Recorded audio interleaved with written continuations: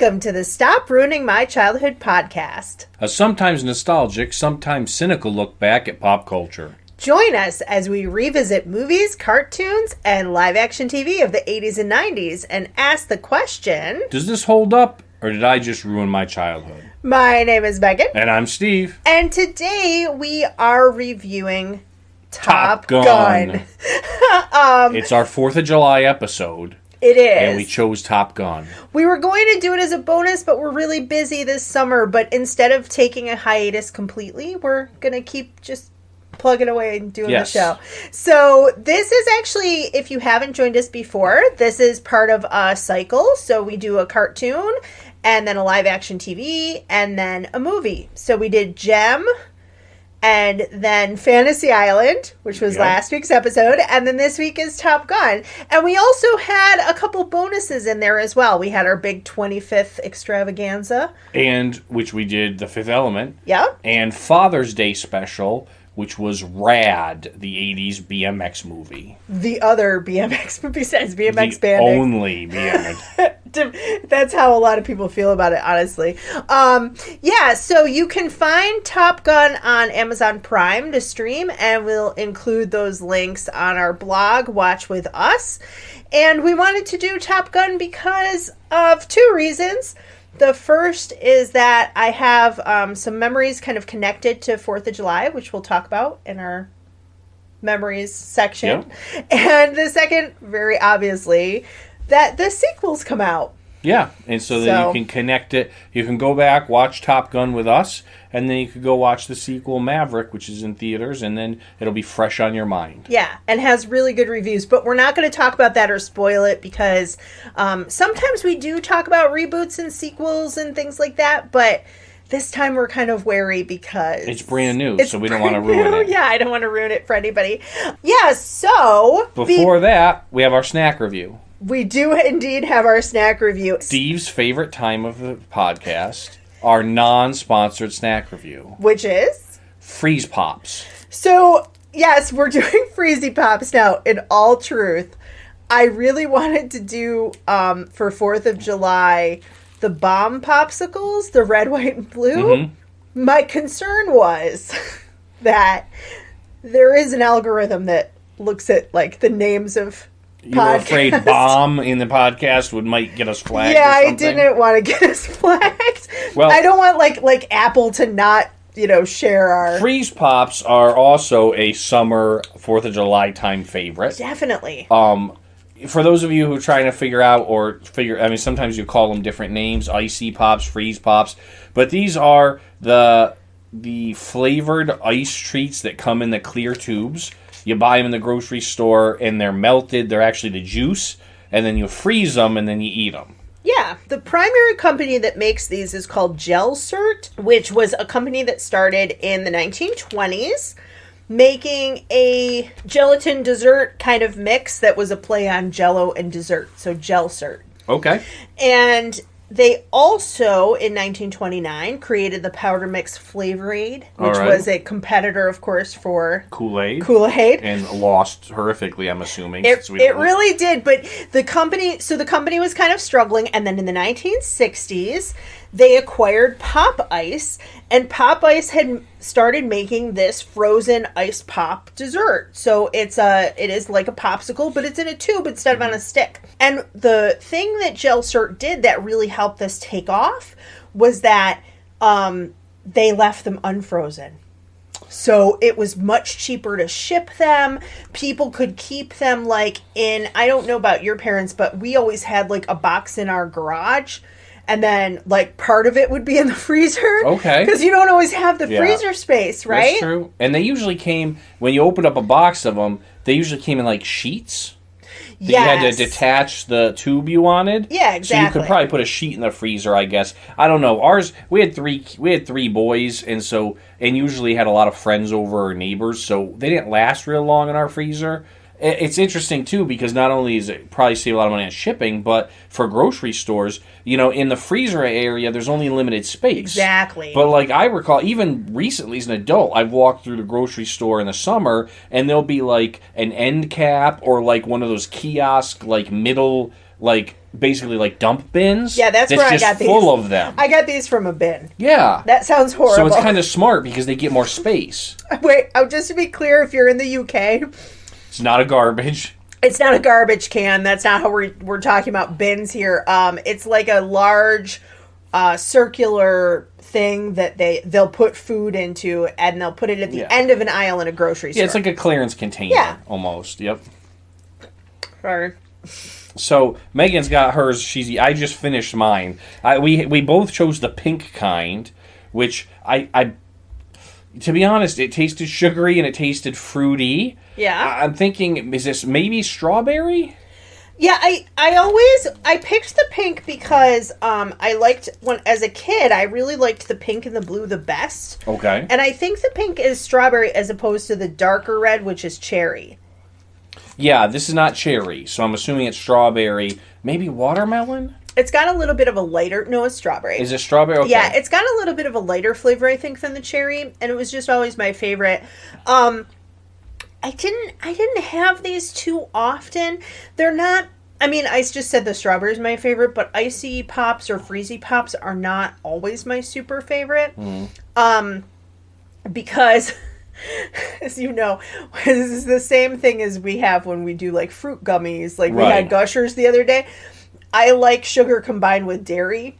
Right. So Jell-O pudding pops were really my jam. And they're discontinued, but I found a really, really good Jell-O pudding pop recipe, so I'm hoping we can have those in a couple weeks. But yeah, well, I like fruity snacks. We know that from what we've done so far. And it's interesting because my childhood, I do remember these quite a bit. We had these a lot.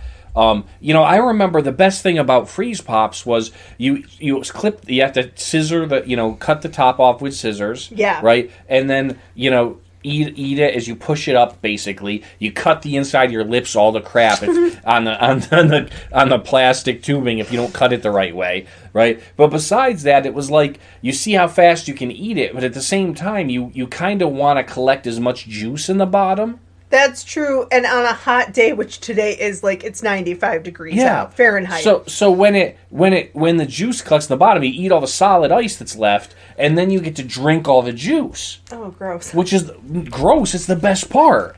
So now this runs us into a philosophical debate. I don't like that.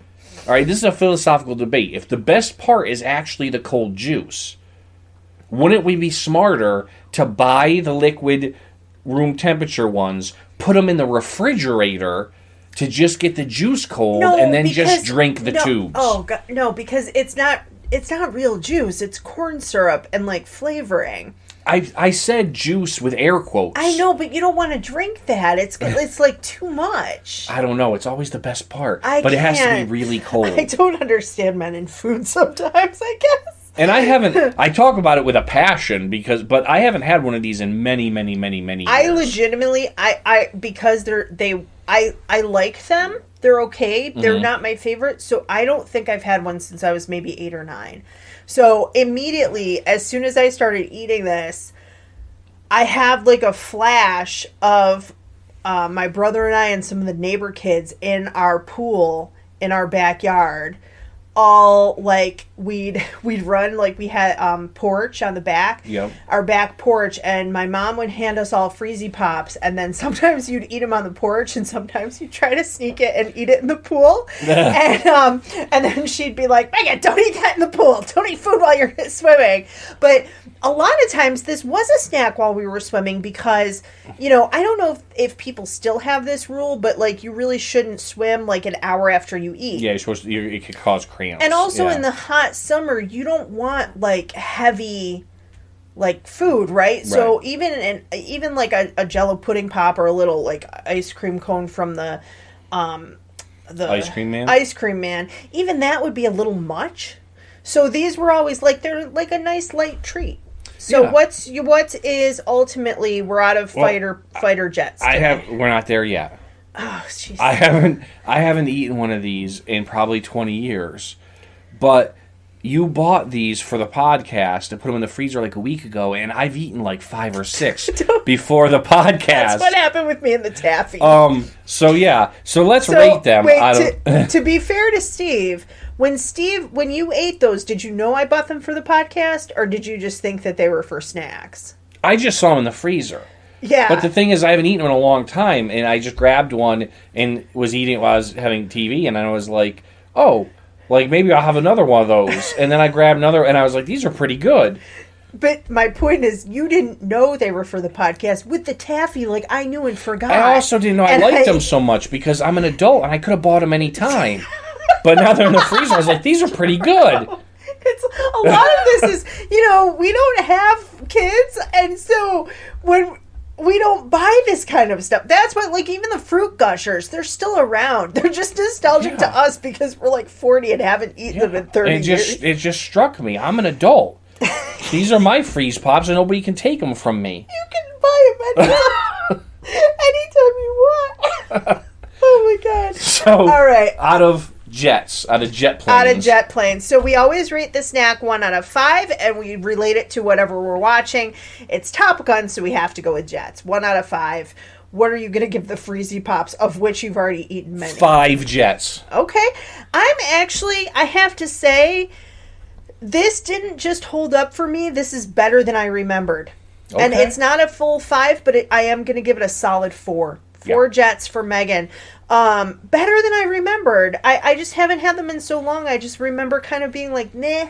But I would have another one. The strawberry one tasted good. Yeah, the strawberry's great. And you can all trust me. I also had a green, a purple, a blue. And so they were all good.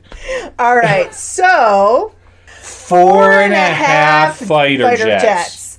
4.5 fighter jets for the snack. So let's get into Top Gun. Steve Hall, tell us what it's about. So the brief summary. Top Gun is about a fighter pilot whose name is Pete Maverick Mitchell, and we follow him through his career at the beginning on an aircraft carrier, as well as with his co-pilot Goose. And basically the movie follows Maverick mostly as he transfers to Top Gun, which is a school for fighter pilots. It's active fighter pilots who try to be the best of the best. And he's fighting not only his urge to be kind of wild and uncontrollable, but also he has like his shadow of his father, who was a fighter pilot, that he's kind of trying to fill in those shoes, and also figure out who he is and where he belongs and kind of how he fits in. And along the way, we see him compared to a number of the other best pilots in the United States Navy, and he has some struggles. He faces tragedy in the midst of the training, and then ends up having to prove himself in a battle situation near the end of the movie. During this whole situation, he has a love interest that he meets and kind of falls for, and so there's a little bit of romance. There's a little bit of, hey, I'm a cool 1980s guy in Tom Cruise, and then there's a little bit of fighter jet action at the same time. And a little bit of tragedy. We are going to spoil the movie, by the way. Yes. We won't spoil the sequel, but we will spoil this one. Yeah, the tragedy of his co-pilot dying. Yes. Really changes the tone of the movie, and we'll talk about all those kind of details when we get onto our full review. Yeah, definitely. So, okay. Fun facts and history. The most fascinating thing about this to me that I did not know until we were doing research, it's based on an article, and I am going to read just a little bit of the article because I think it's really well written, and I think it's kind of interesting. So, fight on, says Yogi, who is the pilot, or stick, and sits up front. Roger, says Possum, the radar intercept officer, or backseater. He's already bent over his radar scope, punching buttons and looking for tiny blimps of bogeys. Hotshot instructors from Top Gun, the Navy Fighter Weapons School, flying their deadly little F-5s. With that, Yogi stops jinking, peels off to the right, and pushes the throttle all the way into afterburner. As twin white-hot flames shoot out from the plane's exhaust nozzles, the magnificent silver machine explodes forward, slamming into their backs like a truckload of bricks and hurling them through the sound barrier. Yogi has rehearsed this kill in his mind a dozen times.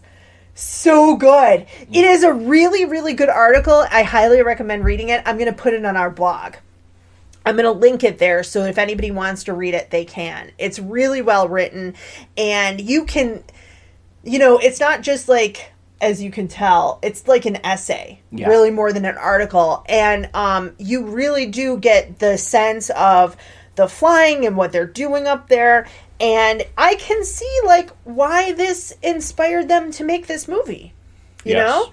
So, Tony Scott directed it, and Ridley Scott, his brother, is also a director and was working on the film Legend.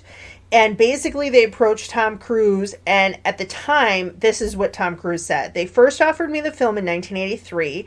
I was off in London, and I was really focused on shooting Legend. So I didn't address Top Gun during that time period. In 1984, Ridley came back to him and said, "You got to meet my brother. He's going to direct this film, Top Gun." And it had all the things I love, including aviation.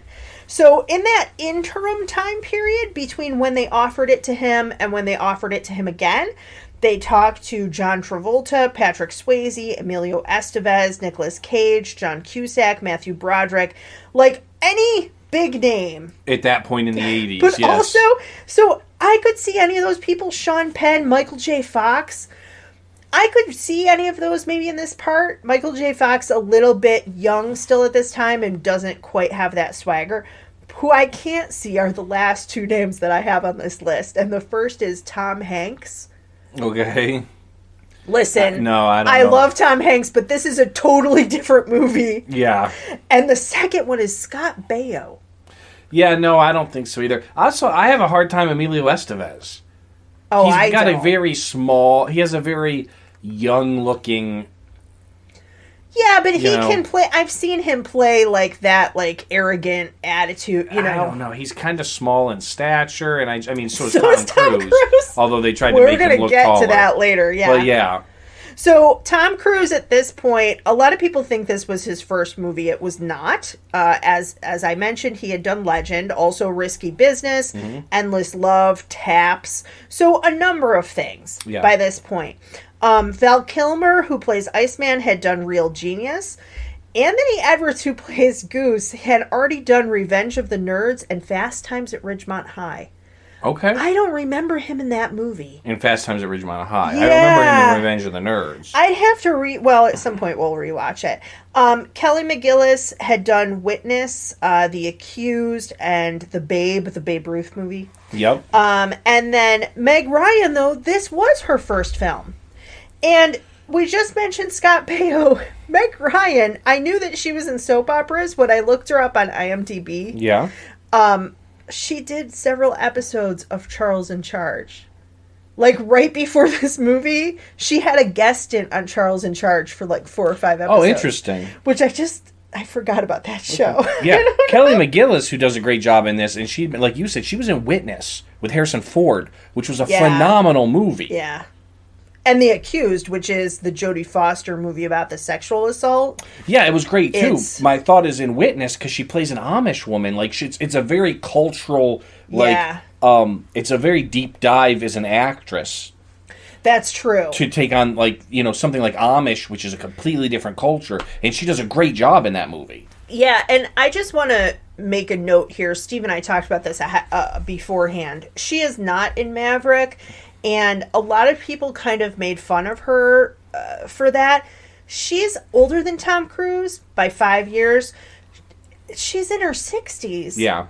And people came up to her and like, how come you're not in Maverick? And she's like, I'm old and I'm fat. Like, I look like a 60-year-old woman. And she hasn't been acting in a little while. Well, she does like some smaller things, but like, yeah. I want to say, listen, Tom Cruise is like a major megastar.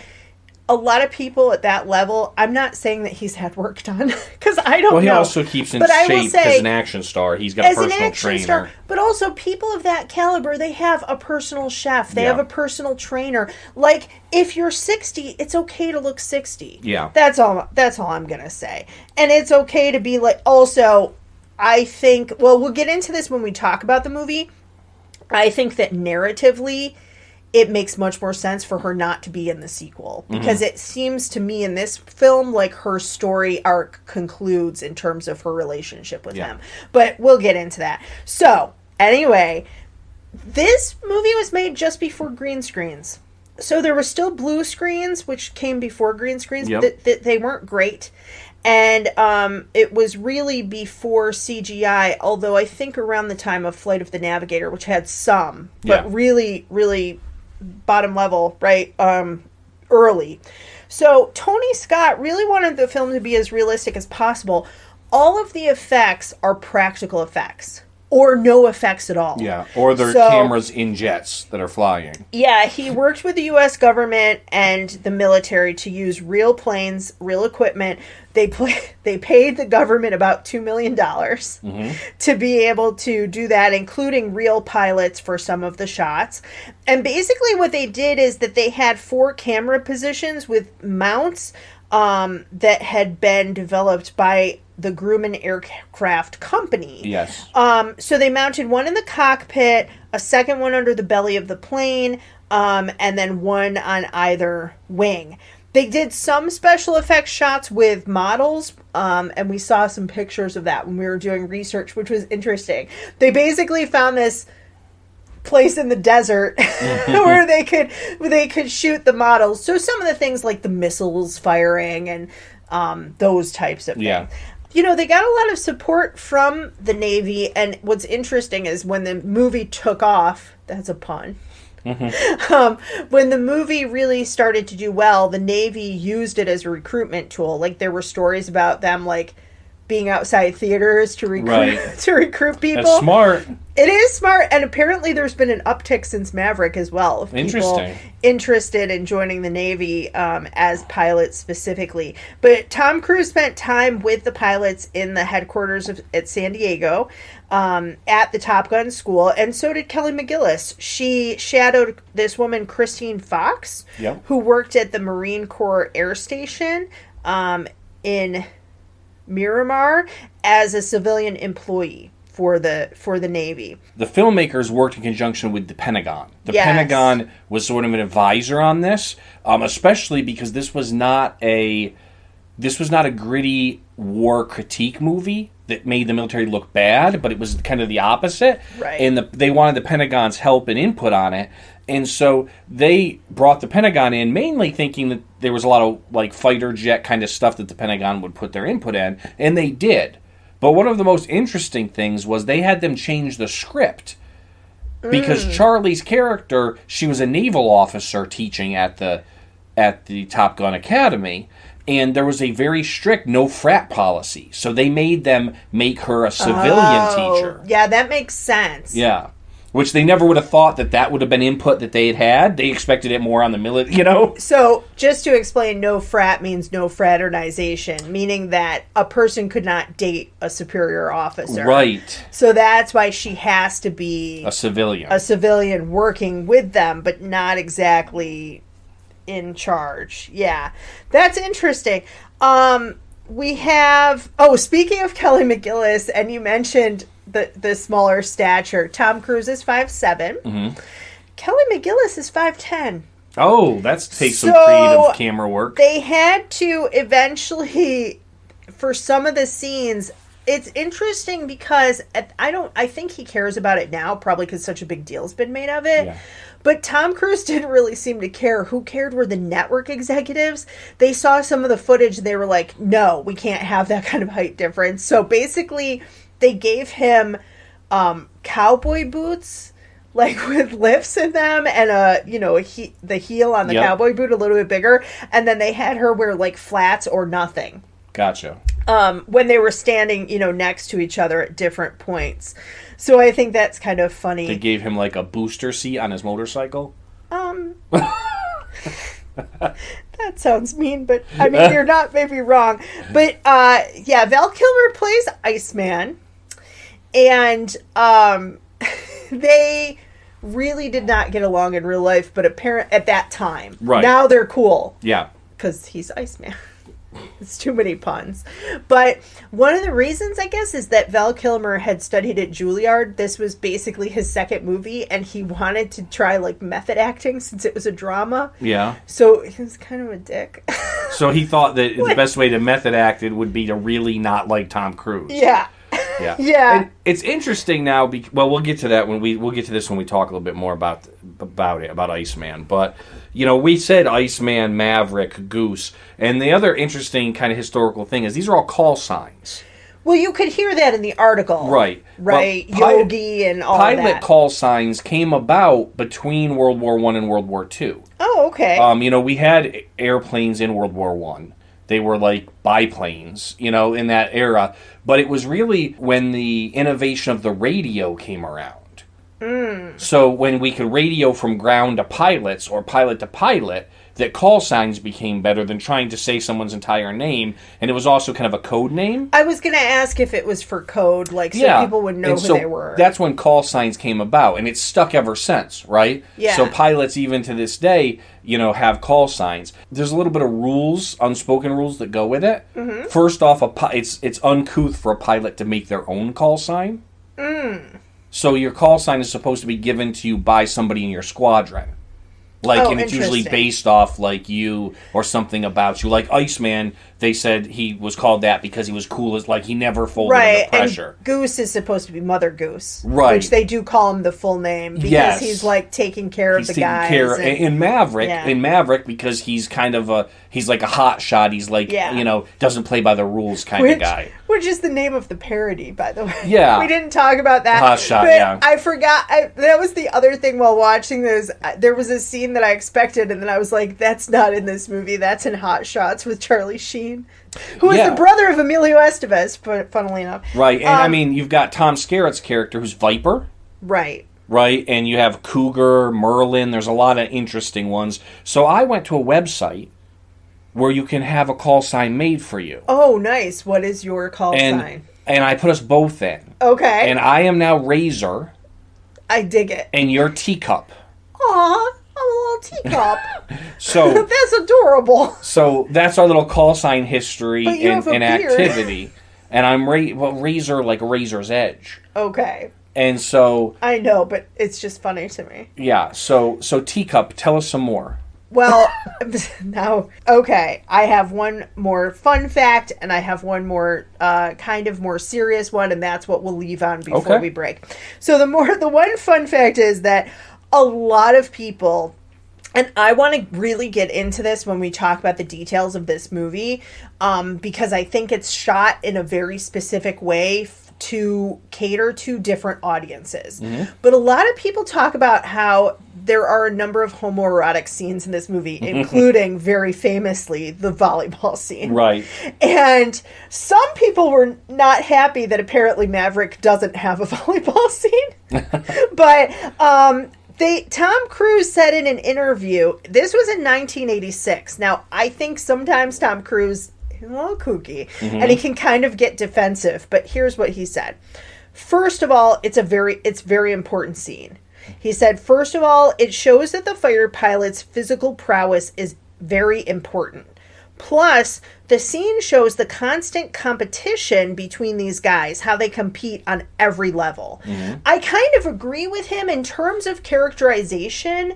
You're trying to show this isn't just about in the air. These are all top-level flyers who are all majorly competitive, and now they're competing against the best of the best. Yeah. Right? And then also that their physical prowess is important. Which, we will get into it, but he's playing in jeans, which just cracks me up. Yeah, everyone else has got sweatpants and shorts on, and Tom Cruise is wearing jeans. Yeah, it's a choice. And beach volleyball. Yeah. So, a little bit of a sadder note. This film is dedicated to Art Scholl, and I saw that at the end, and I looked him up. So Art Scholl was actually a fighter pilot who died during the shooting of this film at age 54. Oh, wow. Yeah. This is something that isn't talked about as much. There was that tragedy with Alec Baldwin recently where the prop gun, and there have been other movies where people are killed. I never knew that this was one of them. But he was in an S2 camera plane, and he went into a flat spin. He could not revert, and basically the the plane nosedived. His last words over the jet radio were, "I have a problem. I have a real problem." They tried to rescue him, tried to find him. They never recovered his body or the plane. Oh, boy. He was over the Pacific. So it's a little bit different. You know, in the movie, they're in the Indian Ocean, which, and those are things that happen both in the movie and real life, and I hate to end that way, but the film is dedicated to him, which I think is a nice nod to the work that he did as a flyer and as a cameraman. We will pause here, and when we come back, we'll talk about our memories of Top Gun, which are going to be super fun, and then we'll get into our full review and recap. This podcast is supported by its creators and listeners like you. Help keep our show ad-free by visiting our website, stopruiningmychildhood.com. There you can find links to our social media. And this very podcast you're currently listening to. Both Megan and I are authors, and you can find links to our books on our About page. And on our Watch With Us page, you can find videos and links for all the shows and movies we discuss on the podcast. And more importantly, links to buy the nostalgic snacks we review as well. We also post bonus content about once a month. So like, subscribe, and follow. For a small independent podcast like ours, it really does make a difference. Thanks. And now, back to the show. Welcome back. I'm Steve. I'm Megan. Megan, what are your memories, if any, of Top Gun? Okay, listen.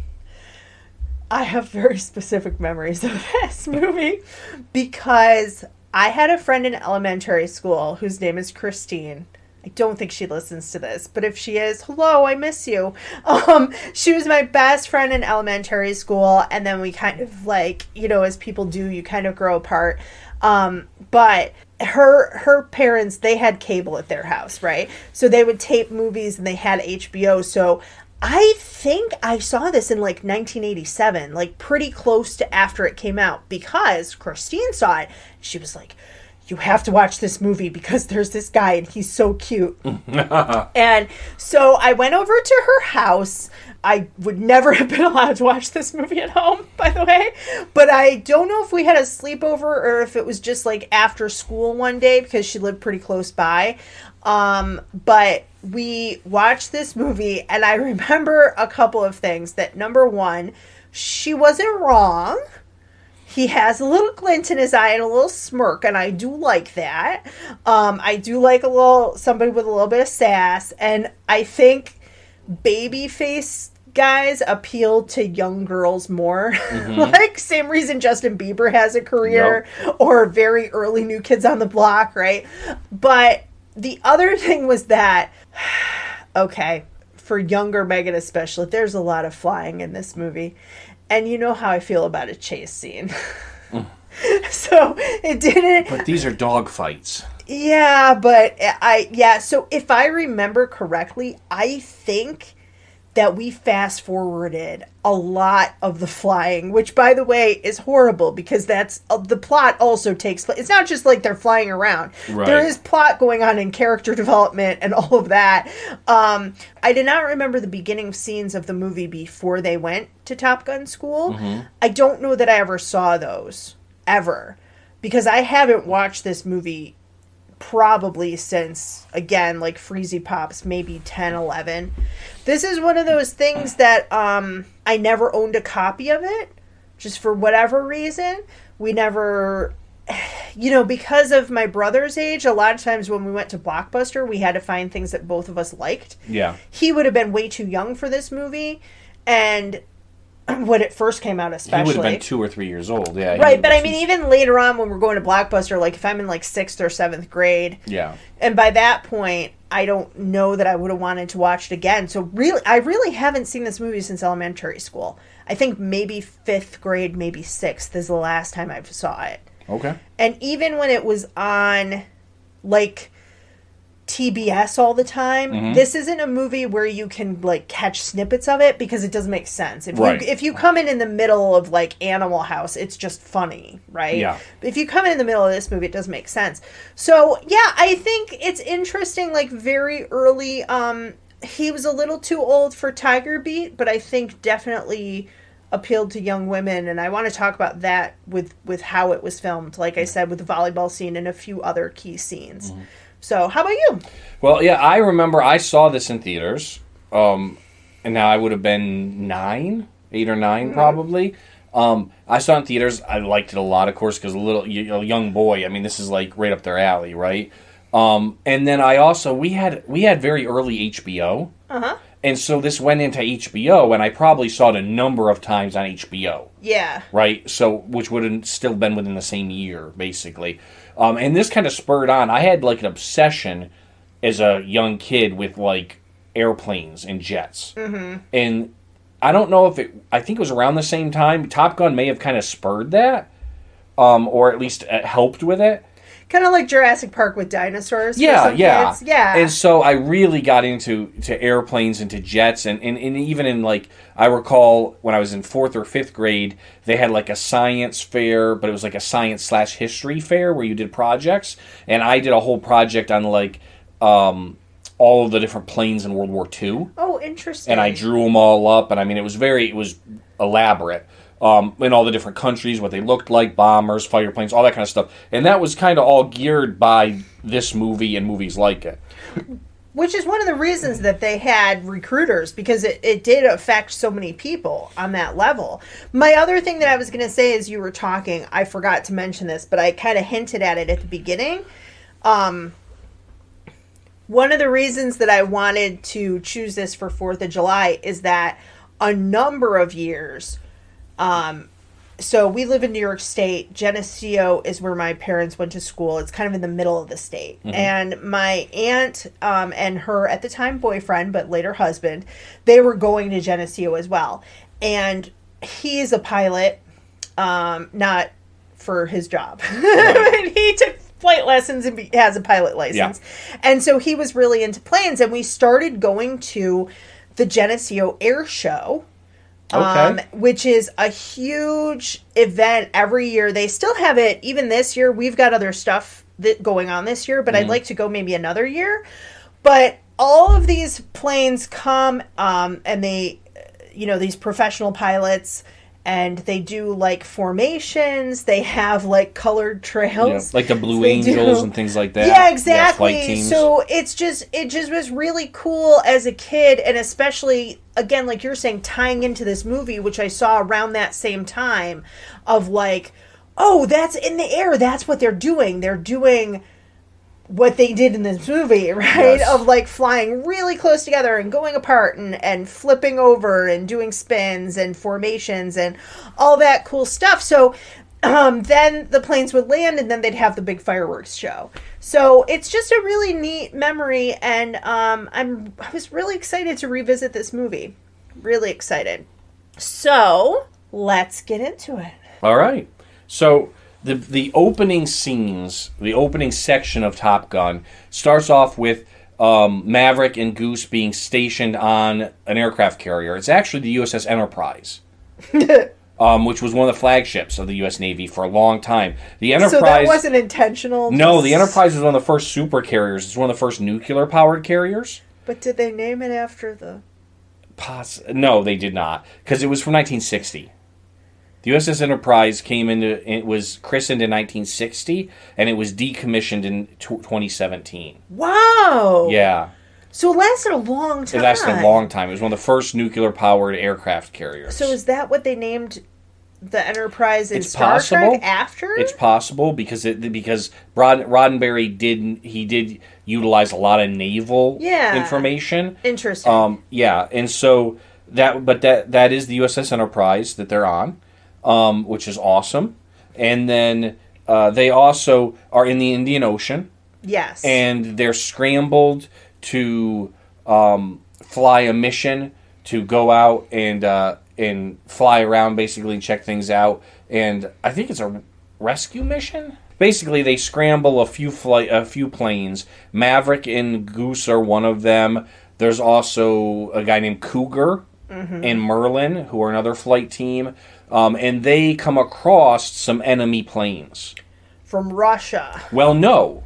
This is the key, actually, and it was part of the Pentagon being connected with them. Mm-hmm. They never, in the entire movie, say who the enemy is.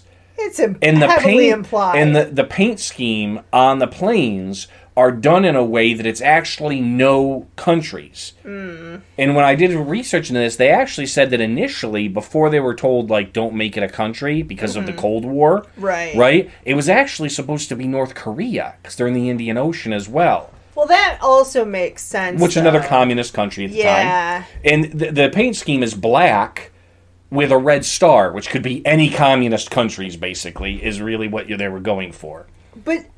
But no, because later when he talks about flipping the bird, he says that it was to the Russians, didn't he? No, he said it was to the MiG, and a lot of different countries used a MiG. Mainly it was Russians, but because because Russia fed armament to a lot of communist countries, they specifically never name who the enemy is. Interesting. So what were some of your high points, low points for this first opening scene? Well, the first high point has to be the unspoken cast member. Kenny Long. Which is the F-18 or the F-14 Tomcat. No, I was going to talk about Highway to the Danger Zone. No, the F-14 Tomcat, which is the jet that Tom Cruise is flying. Yeah. Okay, it's the naval jet. This was the premier fighter jet of the 70s, 80s, and even into the 90s. The Grumman Aero Company created the F-14 Tomcat as a carrier-capable supersonic twin-engine, double-seated fighter, which basically, after Vietnam, the U.S. military decided they needed planes that could travel distances, but also could dogfight well. So they had they would maneuver really well. Okay. And so there was basically an open competition to a number of companies to come up with a plane that would do that. And Grumman sort of won with the F-14 Tomcat.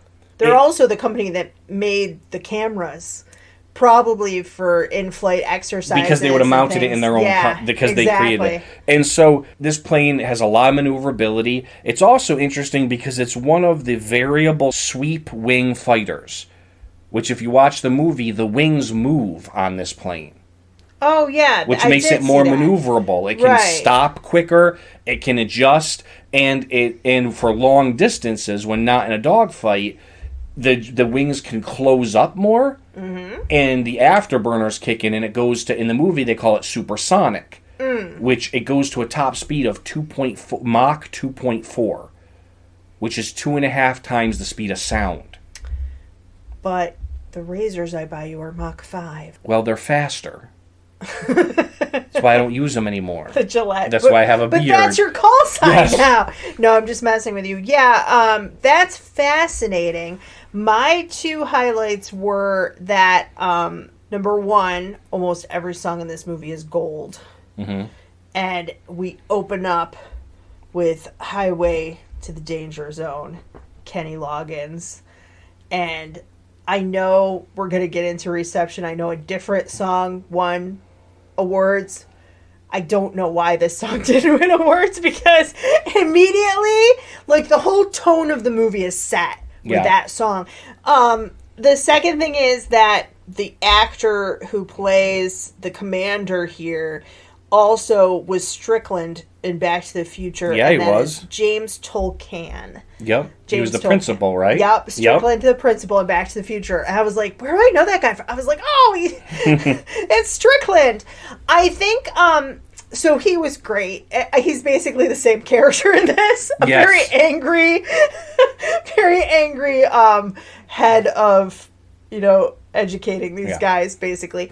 But my real highlight here in terms of the story, I really liked the way that they showed Cougar wrestling with the problems that he faces in the air. Yeah. That the bogey, the other, the unknown enemy, apparently. Yeah. But the unknown enemy's plane comes up on him, and it freaks him out, because probably up to this point, they've just kind of been flying around up here. And now it's kind of like almost, even though there isn't a war, it's almost like being in war for the first time. Yeah, the MiG-28s, which are the bad guy planes, they call them MiG-28s. Yeah. They mentioned they've never been seen before. Like, that close. They've been maybe faraway pictures, but because it's the Cold War, we're trying to avoid contact as much as possible. So what's interesting is you see Maverick's overconfidence. You do. You see, though, that he's like, we're not leaving him behind because Cougar runs out of fuel. Almost, right? yeah. Almost. We're not leaving him behind, so he does have loyalty. Mm-hmm. But you also get that there are stakes here. Yes. And that even though it's not active wartime, when they go to the school, it is about the hyper-competitiveness of being at the school and trying to win the Top Gun award or whatever. But there are real stakes. And when you're in the air, things can go wrong. If they, the co-pilot is freaking out because he's now stuck in a plane with this guy who's gone Tharn, as they say, in whatever that one is with the rabbits. Well, it's interesting because these pilots are all hot shots. They all think they're the baddest guy in the block. People like Maverick who are all they think they're the best and they could just take on the world, but they're all untested. Right. This is the mid-'80s, so Vietnam has been over since they were children. None of them have actually fought real enemies. Right. And that's why I think Cougar collapses psychologically, because they don't get into a dogfight with these. They basically lock weapons on them, which kind of scares them off. Yes. Basically saying we could fire on you. But if all it would have taken is one plane from either side to fire, and they would have had a real issue there. Yeah, and then they have this thing where they're showing Cougar looking at picture of his wife and kid, and then he's looking up, but you really do you feel that tension. Yeah. And I think that's kind of interesting. So this kicks them off into going to Top Gun school. Yeah. Because Cougar was supposed to go, and he's now no longer flying. Right. He turns in his wings and that kind of thing. So Maverick and Goose go. And they are a flight team. We mentioned it before. Maverick's the pilot. Goose actually is not a pilot. Goose is actually the radar. The radar intercept. Intercept officer, or RIO, which they called them. Just like they had in the article. Yeah, exactly. So and this was specific to some planes, but specifically to the F-14 Tomcat, which had 2 seats, right? So his job was to sit behind and watch radar, see what was coming up on them because they traveled so fast. Right. Right, and give them basically another set of eyes. So we get to the flight school, we kind of have... They meet a few people, but they haven't actually taken classes yet. Nope. And before they do that, they go to a bar. Oh, I forgot to mention in Memories, I have been to that bar. Okay. It's in San Diego, and I went to a conference in San Diego a couple of years ago, and the bar is very small, but they have signs up all over, like, this is where they shot Top Gun. So my friend and I, at the conference, we were like, well... We gotta go in the bar, right? And it was the middle of the day and no one was there. But they have pictures of Top Gun, the movie, and everything all over. So it's kind of cute. But at any rate, they go to the bar and they are trying to pick up some chicks, and then they sing "You've Lost That Lovin' Feeling" to Charlie. Yep, they haven't met her yet. Tom Cruise just kind of eyes her and decides that was going to be his target. And then they have some flirty banter, and that closes out the scene. You missed a big part, because she blows him off and goes over and sits at a table with a friend of hers, right? Yes. And that guy is the real Viper. What? So Tom Skerritt plays the commander who's Viper. Oh, the real Viper was a consultant on this movie, and he was the guy that she sits in the booth with. I missed that in my fun facts in my research. I didn't know that's such a cool detail. So at any rate, this scene... Okay, I have 2 things to say about this scene. First of all, the target-rich environment is nauseating. They walk in, and he's like, it's a target-rich environment. No. I don't like that. I don't like you looking at women like targets. And they have a $20 bet for, quote, carnal knowledge. I don't care for that either. But it's a one-sided bet because Goose is married and he's not actually looking. It's really Tom Cruise is looking. So let's get into this. This is what I find the most interesting about this film, besides the fact that it was based on an article. The most interesting about this film is that the setup... So I've mentioned on this before the male gaze, and I haven't really gone into detail, but basically that means that it's a story told from a male perspective, right? So the whole setup of this movie is a male gaze movie. It is men in the army. They go into a bar. They're looking for women. Eventually, that's the chase and the conquest of the woman is like the goal. Right? I don't necessarily mean like sleeping with her, but winning the girl. That's the goal. And the second goal is winning the Top Gun prize, right? So being the best in your field and showing prowess in military might and also in your profession and also winning the woman. And so it's a very male-driven story. The camera work, even though it's done by a man, is set up for a female gaze. So what I mean by that is when there is a love scene with Tom Cruise and Kelly McGillis, in any other male-driven movie, the camera stays on the woman, shows like her chest, shows her figure. The camera does not do that in this movie. It stays on Tom Cruise and his face and his chest and his abs.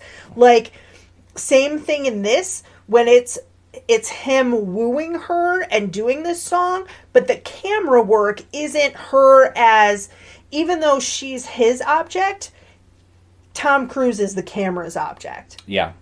And same thing with the volleyball scene. Yep. And so what's fascinating to me is that I think that's one of the reasons why that volleyball scene is called out as being strange, because for a lot of men, they're used to seeing women portrayed that way. So I think what they did with this film very deliberately, they were like, we want this to be a huge summer blockbuster. If we make it from fully a male gaze perspective, only guys are going to see it, right? Yep. So you have this star who's like a cutie patootie and has like a little smile that never reaches his eyes. But you have him who has a little smirk and who's really cute, and the camera lingers on him and objectifies his body for women. But for men, you have all the fighters. So it's just fascinating to me how this movie was done. Okay, second thing, the singing is so off-key. And I remember this as, like, they sing this song to her of You've Lost That Lovin Feeling, and they woo her. They sound like... they sound like drunk guys at a bar. I mean, I thought that they were really on-key and really great, and they are not. Okay, they're really bad. From the time I was 15 until my early 20s, I spent every summer working in a summer camp. Okay. Myself and my friend Spinner, which was his call sign. Okay, and yours was? Kermit. Yes, there it is. This was our move. We sang this a number of times. I sang this to a girl who would become my high school girlfriend at this camp. I sang it to... Sometimes we would just choose someone we kind of wanted to honor. And in the middle of the dining hall at dinner, we would break out into You've Lost That Lovin Feeling. That's hilarious. And we would do the whole intro that they do. Boom. Ba-dum, where they're like, excuse me, and then they go into it. Yeah. Yes, word for word, we would do this. This was the move.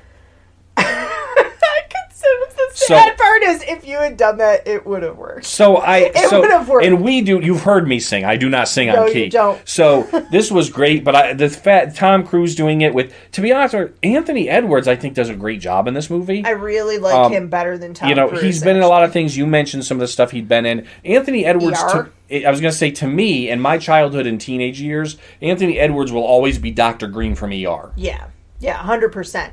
And what I actually put in my notes is that Tom Cruise, we didn't mention this, but she turns him down and goes and sits with apparently the real Viper. Yep. And then she goes into the women's room, and he follows her into the women's room. Now, I have to say, she was in the movie Accused, but 1986, a little bit That's of a kind of different creepy. time. From an adult lens and Yeah. not a child's lens, as a kid, I was like, oh, he loves her and he's following her. They're going to flirt. Maybe kiss. No. From an adult woman's perspective, I'm grabbing my cell phone and calling the police. Like, get out of the women's And she room. doesn't find it romantic. He comes in and starts talking to her, and she goes, what did you think was going to happen? Like, you were going to follow me in here and we were going to do it on the tile? Yeah. And he reaches over and touches the counter and kind of tests the strength and goes, this will do just fine. Yeah, no. Hello? Red flag Are you number like, 2. yeah, red flag number 2. If I were her, I would have been like, well, first off, Shorty, can you reach the counter? No. Oh, that's not nice. Yeah, it's interesting to me that she kind of goes for him, even though she's very clear that she says, like, I see hotshots like you all the time. This is a flight school. Like, every like 16 weeks, there's another group of hotshots. Well, she blows him off even that night. Yeah. It's the next day when they start classes. They meet Tom Skerritt, who again I mentioned a little earlier. He plays Commander Mike Viper Metcalf, who's in charge of the Top Gun school. He's a veteran of the Vietnam War. He served with Maverick's dad in Vietnam. Okay, but Tom Skerritt, also a phenomenal actor. Yeah, he's in one of my favorite movies ever, A River Runs Through It. He plays the dad, who's a reverend. Is he Picket? Hang on. He's also the sheriff in Picket Fences, which is phenomenal. Him and Lauren Holly, and I loved him in those movies. And he's been in a lot of them. He's still in movies. And he just does a great job. And also Michael Ironside, who's Lieutenant Commander Rick Jester Heatherly, and he's kind of the guy who tests them during their flights. Right. So we go into this whole section after they come back from the bar. Now they're in the actual flight school. So we have, as Steve just mentioned, Jester. I can never say that word right. Michael Ironside, Jester. who I will always remember from... I don't know. Starship Troopers. Yeah, Michael Ironside is always a name that I recognize, but I think because he's a character actor, I very rarely recognize, like, his face. Yeah. So, at any rate, we come out of the bar, now they're at school, we have Jester, we have Viper. It's like a debrief breakdown. Well, they have a couple of scenes where they debrief them and other scenes where they're doing, like, the actual They're actually running exercises. Through flights, yeah. The first debrief, they also introduce Charlie, which is when he realizes, oh, crap, I was hitting on my instructor. Yeah, and he tries to hide his... And she catches from the discussion that he's this guy who's seen a MiG-28. Right. And she's like, oh, you're that guy. Now she's hot for him.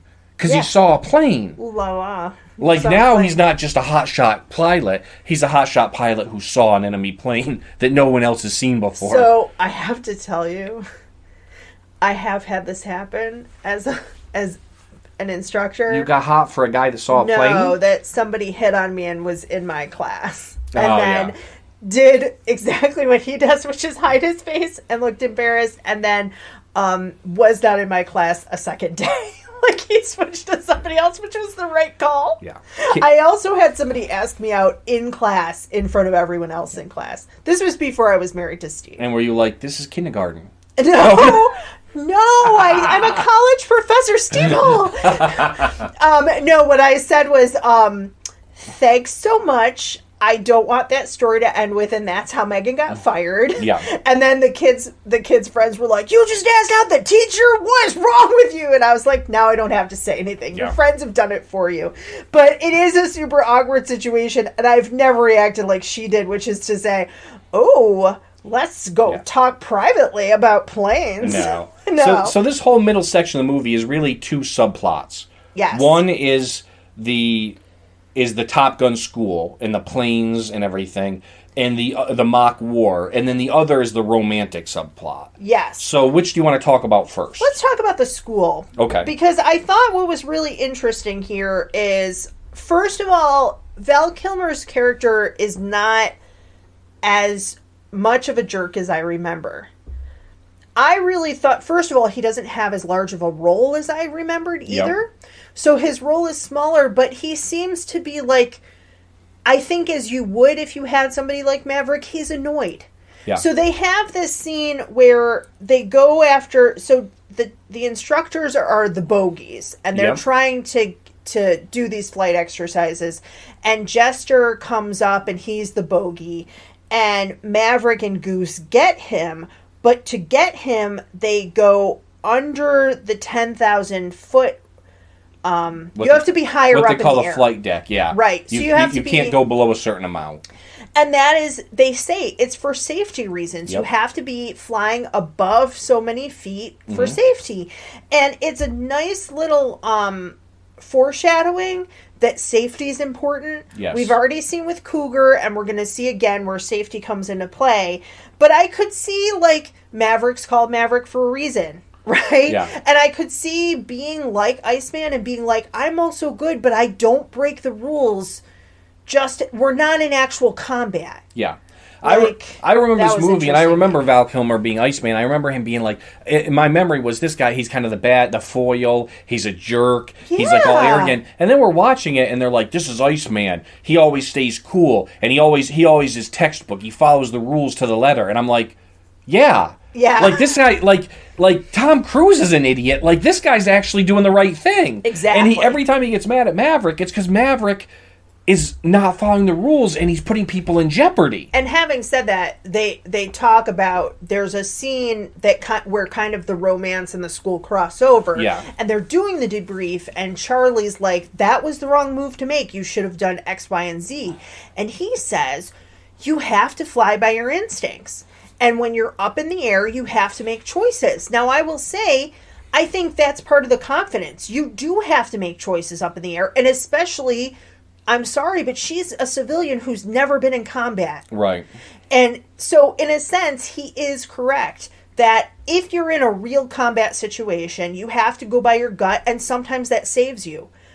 If you're not, sometimes that gets you in trouble. They also fly past the air tower, though, and it is also dangerous. They buzz the tower. But it's hilarious. Yes. It's hilarious. Yeah, but the other thing is, too, is you have to make gut instinct choices in the heat of battle. But they also have to be instinct choices that are going to keep everyone safe on your side. Right. And Michael Ironside is Jester, after flying with them the first time when he shoots them, when they shoot Jester, but it doesn't count because it's below the deck. Right? Jester's talking to Viper in the office and says, he's very skilled and he's one of the best pilots I've ever seen, but I don't know that I would fly with him because he's he's unreliable. And you have to have safety up there.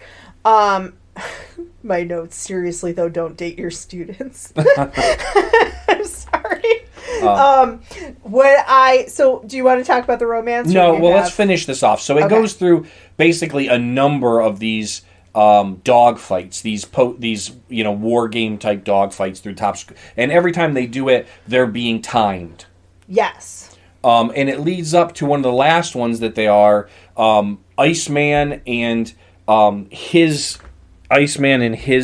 RIO Slider and Maverick and Goose are together as a team, and they're going up against Viper and Jester.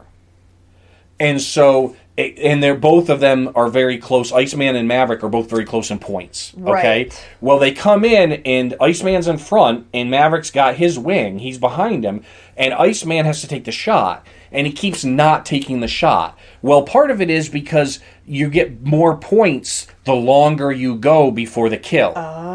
So he keeps saying, give me another 10 seconds, give me another 15 seconds. And Maverick keeps saying, take the shot or move out of the way. Right. So I can take the shot because I've got him locked too.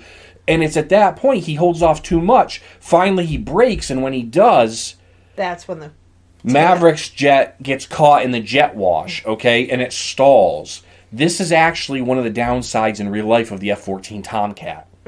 It's sometimes, because of its dual engine capability, it sometimes had the... in jet wash and different other areas, it sometimes would stall out. Right. Which could, especially in high tense situations, which could make an issue. They solved that problem later with it, but it was a real life problem. And it stalls out, goes into a spin, and when he ejects, Goose hits the canopy, and it kills him. Yeah. And that's kind of what ends his Top Gun academic kind of career. Right. I like the way you worded that kind of ends, even though he goes back, and we'll talk about the end piece, that kind of does end his career at the flight school. Right. For all intents and purposes. So let's back up and we'll talk about the romance piece during this section. The other plot. Ooh la la. There we go. First, I think that part of the... She's laid down. Good. Okay, hang on a minute. First, I think that a big part of the romance does come into play with Goose's wife and kid, played by Meg Ryan. Yeah. You mentioned Meg Ryan, this is her first film. She actually is, this is the other thing that I guess we talk about holding up or memories. I remembered her being in more of this film. She's only in like 3 scenes. Yeah, I did too. It's interesting because I guess because she became such a big star later. Yeah. That we kind of, I don't know how to put it. We kind of associate her with being a bigger part of this movie. Well, it's very similar to how when we did Flight of the Navigator, how I felt about Sarah Jessica Parker. Yeah. That because she's such a big star in my brain, like my childhood lens, like she was a big part of this movie, and she really isn't. She's young, she's beautiful, and it's interesting so because they don't shoot her as a sex symbol, but as a young mom with a toddler, and she's portrayed as cute. Yeah. You know? But also Goose isn't a sex symbol either. That's true. Right? Yeah. He's the family man. Right. And so they really complement each other very well, and I love Goose, take me to bed or lose me forever. Yes. I love it. It's such a cute line. Hang on a second. But the other piece that I think is interesting about the love story, you know, we talked about he's chasing her and all of that. This is also a time, so we're after the second wave of feminism in the 70s, and in the 80s, a lot of women were like going back to work and going into the workplace, and many times now they're the boss or they're the person in charge. So you have this interesting dynamic where it's not like she's Tom Skerritt's character. Right. But she is a woman in a position of power. And to me, I liked that because she's not a dumb, like, I don't want to use this word, but I don't know. She's not a dumb bimbo in a bar that he's just picked up randomly. No, she's a strategist. She's actually the brains of the whole operation. And she has a degree in physics, so she understands planes. So they do have a lot in common, and the chemistry is really great between the two of them. And there's a number of spots where it's not even like she's really smart and she's there, but she's all doe-eyed. Like there's a lot of places where she critiques his flying and his, you know, the fact that he's a great flyer, but he makes sometimes risky, stupid mistakes. Yeah, she even says to him at one point after the debriefing where she had told him that he did the wrong thing and it wasn't textbook, right? Mm-hmm. She says, I didn't want to say in there that I do think that you're a great pilot because I don't want people to think I'm falling for you, but my assessment of you wasn't wrong. Yeah. Right? And what I also love, they talk about him being reckless, and he's like, F you, and then he drives recklessly on his motorcycle away. Yeah. Then she drives after him recklessly. Yeah, they're both driving recklessly. But I think that it's an interesting power dynamic, and I think it really worked. Yeah. It really worked well. I also love the scene where the 4 of them are all together, like on a double date. Mm-hmm. So after we have the love scene where the camera lingers on Tom Cruise instead of on Kelly McGillis. Yes. And it's all in blue, which was really weird. It's like they wanted like dim blue light, but anyway. It's interesting too, and this is one thing I did like, is the first time he goes to her house for like their first kind of date, he shows up and they talk a little bit, but then they don't hook up. He's like, I'm going to go take a shower. And she's like, ooh. And he leaves to go take a shower. Yeah. And I'm like, okay. I'm like, that's a power play. He also, they're in an elevator at one point, and you think they're going to do something there, and he just like winks at her and leaves again. So he's kind of playing with that power dynamic to take some of the power back since she's like more in a position of authority. Yes. But at any rate, we have the love scene.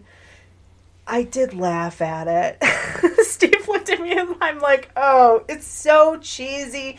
And looking at it as an adult, I'm like, oh, God, you got to be kidding me. And the Take My Breath Away song by Berlin is Take playing. my breath away. Oh, it's just... Dun, dun. No, I'd rather... Dun, dun. Let's put Highway to the Danger Zone back on. Like, oh, but it's like...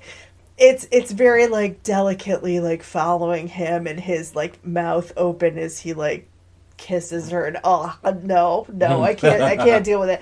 I also think, I'm going to be honest here, you know, part of this show is, does it hold up? And we know a lot more about Tom Cruise now, right? Yeah. So I look at Tom Cruise totally differently than I did when I was 11, 12, 13. Yeah. And, he does kind of creep me out a little bit. I just have to be honest. He creeps me out a little bit. Yeah. Bit. This was before he was into Scientology. No, and he was everything. already... I think he had started... Because his first wife, Mimi Rogers, is the one that introduced him to Scientology. Okay. And I believe he married her in 85.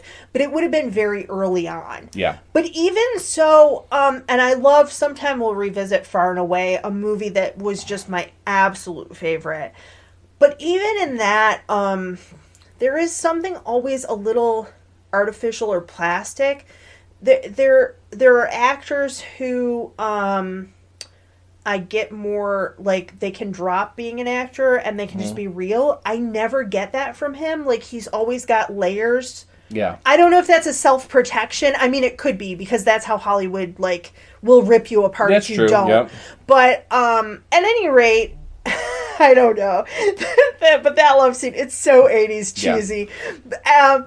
But so after that, then they're kind of dating. They're on, like, the down low, but they're kind of dating. And they have this scene with the four of them with Meg Ryan, Anthony Edwards, Kelly McGillis, and Tom Cruise all together on a date. And Anthony Edwards... They do this scene where I don't know if he's actually playing the piano. Great Balls of Fire is a hard song to play. Yeah. But they're playing and singing Great Balls of Fire. And that's where I feel like the romance is kind of solidified, because you could see this being a unit. Yes. Right? Like a family. Yeah. And he even says to Goose that at a different point, you're the only family I ever had. Yeah. I actually think that the bromance between Maverick and Goose is even more important than the romance that Maverick has with Charlie. Right. And that, to me, so what happens, in my opinion, is that after Goose's death, he cannot be with Charlie. Yeah, he doesn't want anything to do with anything. But I don't even mean, I mean after, when the movie closes. Yeah. I don't, because this is what he pictured. Yeah. Of, like, they're both married, they both have families, this is... And you think she's a reminder of what he's lost now as well. And also that he's a different person at the end. Yeah. He really is. And that's his character arc, and he changes. Mm-hmm. But I think that he's become somebody who can't be with her. Yeah. That was kind of my read on it. Even though, well, we'll get into it. So we've gotten to a point where these two subplots meet, right? Which is the death of Goose, right? Right. And he doesn't. He's basically avoiding Charlie. Yes. Right. We have the Goose's funeral. He's avoiding Charlie. He's basically quits Top Gun school. He basically tells them he's not flying anymore. Right. And then he packs up Goose's stuff and he brings it to Meg Ryan, who's, like, in this room. Yeah. And hands it to her, and kind of they hug and kind of cry together. And she says to him, you know, if it had been you, Goose would keep flying. Because he loved flying with you. She said he loved flying with you, and he would have kept flying. He would have hated it, but he would have kept flying. Yeah. And she gives him back the dog tags. Yes. When she later throws in the ocean, like it's like Titanic with the lady with the necklace. I was like, Steve and I were like, maybe his kid would want the dog tags, but he basically has to struggle then with going back to the flight school. He starts flying, but he's not taking shots at anybody. He's basically just flying and doing the textbook, but he's never taking a shot, and he's never. So in his heart, he's kind of given up. He's not being who he was before, and it's just It's almost the pendulum has swung completely the opposite direction. He's taking no chances. He's doing no engagement. Exactly. And we have then, what is interesting is that we break from this to then have a scene with Tom Skerritt's character, Viper. Yeah, he goes to Viper's house to basically seek counsel, because Tom Skerritt is almost a father figure. I mean, you've got Maverick, who never knew his dad. His dad died when he was very young in Vietnam. And now you've got Tom Skerritt, who's like the dad of the Top Gun school, to give him... And it's when he walks into his house, and he's in his office, and he's in like his home den, waiting for Tom Skerritt to come in, that he sees the pictures, and he sees a picture of Tom Skerritt and his dad. Well, the whole point of the scene is that he gets closure on the death of his father. Right. And Tom Skerritt explains to him, we're not supposed to talk about this, but here's what happened. Your old man basically stayed in it and saved three lives instead of getting out. Yeah, so they were in a dogfight. They were in a fight, and he saved other people, and then he tells him, you have two choices. You can quit, or you can go back out and just get enough points to graduate. Like, at this point, you're not going to be the top. But you can finish and you can graduate, and you don't have to necessarily be number one. Yeah. Right? Well, it's the day before the graduation, and he says you have enough points already. You're not going to win the competition. Right. But you have enough points that you can walk tomorrow and graduate, or you can just quit. I really liked... So this was a real highlight for me, because I did feel at this point like the romance was done. Charlie's driving him around places, but her role and her function in his story has kind of ended at this juncture. And he needed a mentor to come back in and help him. Yeah. And I liked that it wasn't her, because their dynamic, she's not like a mothering type of girlfriend. No. Right? That he needed somebody. And he also, the death of Goose is really intimately tied to the death of his dad. Yeah. These are two people who that's his family, right? Yep. And Tom Skerritt is kind of saying, like, I'm kind of like you, like, your dad was my friend. Mm-hmm. And at different points, he's been very callous about it, where he's like, people die up there all the time, that's war, move on. Yeah. And here he's like, I get that he was your best friend, and I get that this affected you, so you have to kind of make a choice of what you're going to do. So he shows up to the graduation. He's not part of the whole ceremony, but he is there in his dress uniform. And he does graduate. He does graduate. He does the classy thing, and he congratulates Iceman, who won. And he should have. Yes. Right? He congratulates Iceman and Slider, who won the Top Gun. And Iceman says thanks. Like, they're cordial. It's not like either of them is a jerk to each other. And love. And it's in the midst of this celebration that Viper comes in and says, we just got orders. Some of you are needed right away. So what I did find funny about the graduation is that Iceman and Maverick make up. But again, the camera work... They come in for a hug, and it legitimately does look for a minute like they're gonna do a little kissing. Like their faces are very close together. Anyway, right. We have an incident in the Indian Ocean, and we need, and he reads them out, and it's Iceman, Slider, and then he says, and Maverick. Mm-hmm. He says, and Maverick, you'll get an RIO when you arrive on the carrier. So we're back to the Indian Ocean. We get this final scene where they're in another dogfight, and he's able to do it. He has some struggles. There's some struggles, yeah. And there's a few things I like about this. Go ahead. This is where I was thinking about this earlier. This is a rescue mission. They have a boat that's kind of in the middle of territories and has had an emergency explosion. So they're sending like a rescue helicopter, but the jets are to provide cover so enemies don't come in, right? And so they send up Iceman and Slider, and then another jet to go, and Maverick is on deck. Like, if they need extra support, they're going to send him. It's with the MiG-28s, which are a fantasy plane. Okay. That no one actually talks about this, right? There's no such thing as a MiG-28. They're United States F-5s that have been painted black to obscure the country of origin, which we talked about. They don't have one. Jet and airplane obsessees would have caught this and realized it, because all of the actual real-life MiG airplanes are all odd numbers. So they're like MiG-27s or MiG-25s, not a 28. And that was kind of the telltale that this is a made-up fictitious plane. Right. I like the fact that it's Maverick, and he gets his RIO, and it's Merlin, who's played by Tim Robbins, who is from the beginning, who was with Cougar. Yes. So you have a pilot and a co-pilot who've both lost their partners. That's and they've true. paired them up, and I like that. Yeah, that's true. I didn't think of it that way before. I also liked that when he's really struggling, you think for a minute he might be like Cougar, and so does Tim And Robbins. Merlin's like, oh crap, they put me with another guy that's going to lose it. But he holds on to the dog tags, and he's like, tell me what to do, Goose. Yeah. And then he's able to do it. So I really liked that.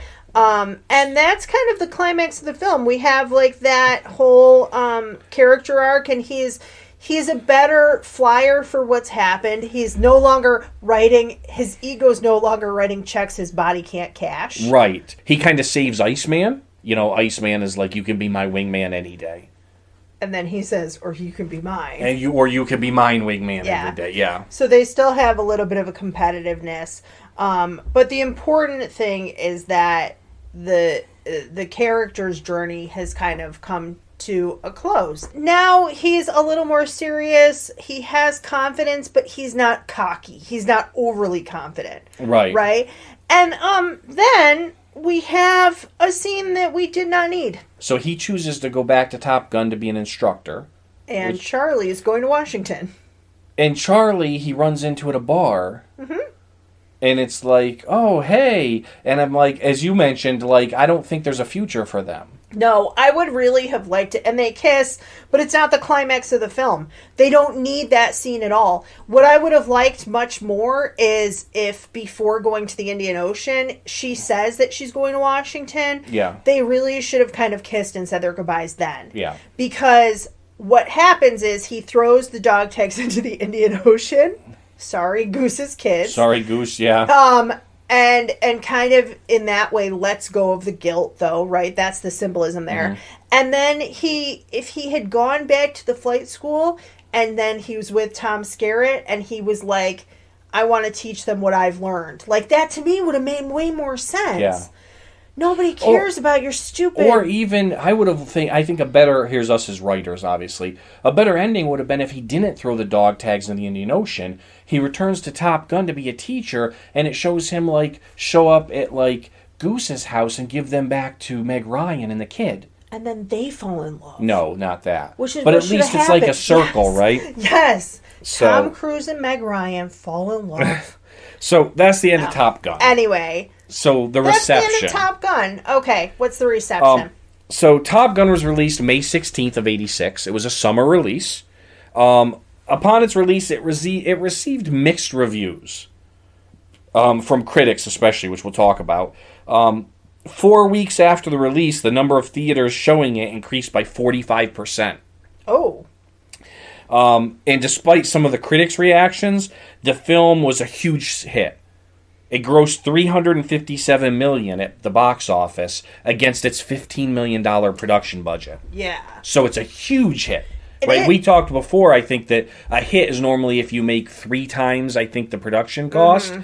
This was way more than that. Yeah, way, way more. It's surprising to me it took so long for a sequel, but it really isn't structured for a sequel. It's really structured to be like one guy's journey through this. Yeah, and it maintained popularity throughout the years. In 2013, it had an IMAX re-release. Because IMAX was big at that point, and cool. That's an IMAX movie, right? Yeah, definitely. Also, we see that it became one of the most popular soundtracks. Right? Every song is great. We talked about this. Its soundtrack reached 9 times platinum. All right. The film won both an Academy Award and a Golden Globe for Take My Breath Away, performed by Berlin. Which is interesting because from what I understand, Berlin really does different music, and this was like not in their typical genre. And then people wanted more of this, and they were like, that's kind of not what we do. That's not what we do. Yeah. In 2015, the United States Library of Congress selected the film for preservation in the National Film Registry.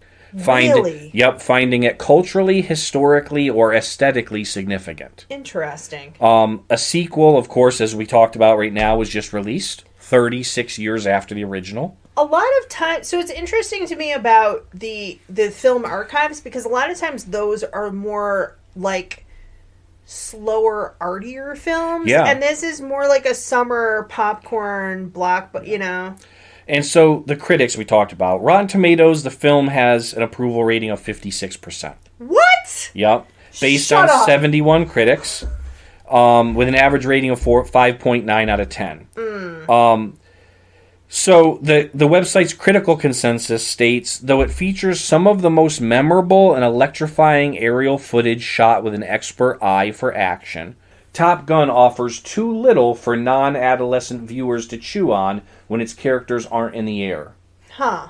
Metacritic weighed it 50 out of 100, so basically like mid-range, right? Yeah. Roger Ebert of the Chicago Sun-Times Yeah.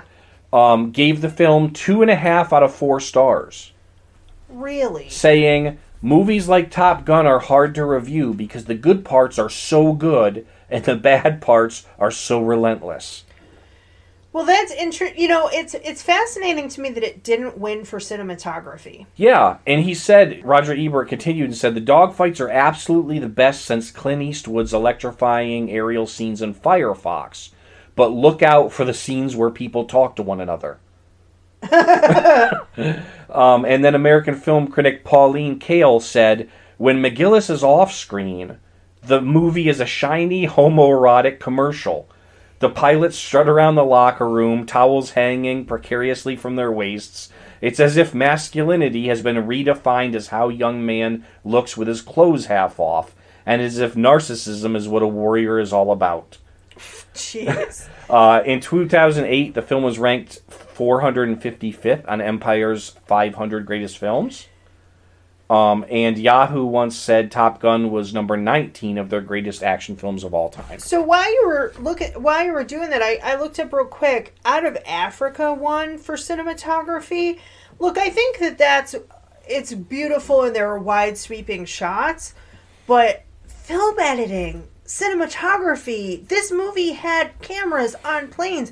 You know how hard moving at 2 times the speed of sound. I know. Do you know how hard that is to edit, though? Yeah. Legitimately, I'm very surprised that it didn't win something for that, because this happens a lot of times with the Academy Awards. You know, Out of Africa is a more arty film, right? Yeah. But and sometimes those get play over kind of a cheesy what seems before Goose's death to be a romantic comedy, right? Yeah. Or a dramedy at the very least, because I think there are some dramatic moments and some comedic moments. So that's what the critics thought. So what do we think? What do we think? Well, I will tell you, I did have some disappointment that Meg Ryan didn't have a bigger role, and that Val Kilmer didn't have a bigger role. I kind of was surprised about that. I think that Tom Cruise is a star. I don't necessarily think he's the best actor. I think Kelly McGillis in this movie had star power. I don't think she's the best actress. Mm-hmm. I think you can see that some of the supporting characters, Anthony Edwards, Meg Ryan, that they are better in terms of the acting department. But the cinematography is great. The directing is great. The soundtrack, come on. The soundtrack is wonderful. It's classic songs, Berlin, Kenny Loggins, Top Gun theme song. We have some amazing shots at like sunrise, sunset that are apparently, I didn't say this in the fun facts, but cost millions of dollars to do. And Tom Cruise is charming. Kelly McGillis has great chemistry with him. I do, like I said, I like some of the supporting actors better, but I think that it's an interesting character arc I think there's an interesting character arc in the movie. More importantly, I actually enjoyed this more as an adult than I did as a kid. Yeah. As a kid, I was watching this and being like, the fighter jets are flying again. I don't really understand what's going on, probably because we were fast forwarding it. And I was like, he's cute, I guess, whatever. But yeah, as a movie and as a whole, I really did enjoy this. So I'm going to give it 8. Okay. 8 fighter jets for Megan. So for me, does this take my breath away, or does it lead me on a highway to the danger zone? Well, I mean, it has fighter jet dogfights. It is a buddy story. It has Meg Ryan, who's a cutie. Tom Skerritt as a phenomenal cast. There are some downsides to it, or some areas where, yeah, it could be a little different or move a little quicker. But all in all, I think it takes some of my breath. Okay. So I'm going to give it an 8 as well. Oh, okay. We are even Stevens. Yeah. So...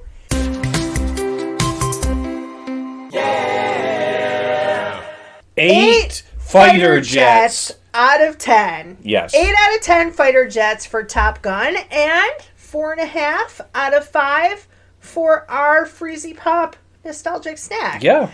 So that's our review for Top Gun. Coming next, classic cartoon, Teenage Mutant Ninja Turtles. Heroes in a Half Shell. We're going to start our cycle all over again. And what we've got coming up...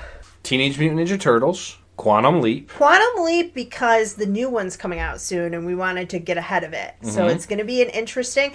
And then Steve had chosen a long time ago for his summer pick, Field of Dreams. Yes. And Ray Liotta, the star of Field of Dreams, just passed away. So True. It'll be a nice tribute to Ray Liotta. I think that'll be a fun revisit. So now it's time for my favorite part. What is Steve willing to watch? Ugh. So Teenage Mutant Ninja Turtles is coming up.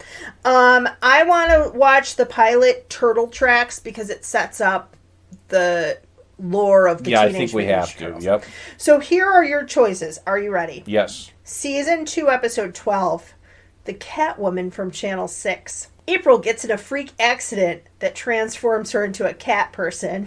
Okay. Irma seeks out the turtles for help. I love cartoon descriptions. It's my favorite. Season 4, Episode 6, 4 turtles and a baby. Like 3 men and a baby. Okay. With turtles. The turtles are entrusted with safeguarding the infant daughter of 2 neutrinos after Krang declares war on the planet. Okay. Season 7, Episode 7, The Irish Jig is Up. While the gang explores Dublin, Shredder, Rocksteady, and Bebop use Krang's latest invention to turn all the cuddly critters in Ireland into terrifying beasts. Okay. So this one I picked because we had a similar one for Transformers. Season 7, Episode 9, Lost Queen of Atlantis. While in Greece, April and Irma buy a mysterious amulet. It seems like in Season 7 they traveled because they went to Ireland and then Greece. Huh? And Yeah. also there was one in Denmark. Yeah.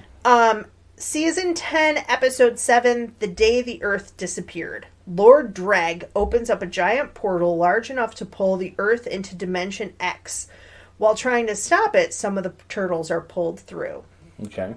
So we have Catwoman, we have a baby, we have Ireland, we have Atlantis, or at least Greece, and then we have a portal into Dimension X. Which one would you like? I'm going to go with Ireland.